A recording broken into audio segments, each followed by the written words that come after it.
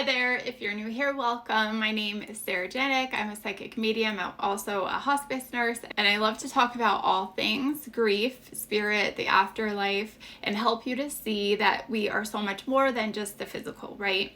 So in a recent reading, I just wanted to share something that just came up because I was looking at my tomatoes and it reminded me of this reading.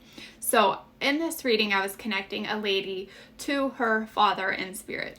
And in her reading, I kept seeing this moth. And I'm not talking about like a little moth that you would find in your garage. I'm talking about like a big moth, like the size of like a monarch butterfly. I'll show you a picture here so you can see it's pretty crazy how big. It's not a moth you would forget, and it's definitely not a moth you would forget if this is what happens. So I'm connecting to her father. And in this reading, I keep seeing this moth. And so I mentioned it to her because I'm like, it's not a butterfly. It's definitely a moth. I can tell that.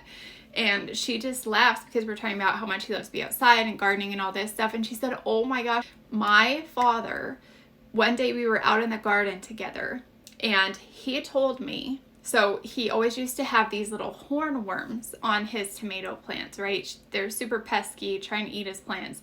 He told me, when I die, if I come back to visit you, it's going to be in the form of a moth from these stinking hornworms. He was totally joking, but how cool is that? Like, what a validation, so specific to her, a conversation that her and her father had. It just goes to show you how intelligent our spirits are. She said even though she hadn't seen it here yet in the physical world since her father has passed, it was such a super cool validation for him to bring this through into her reading because it was such a unique and specific conversation that she had with her father before he passed.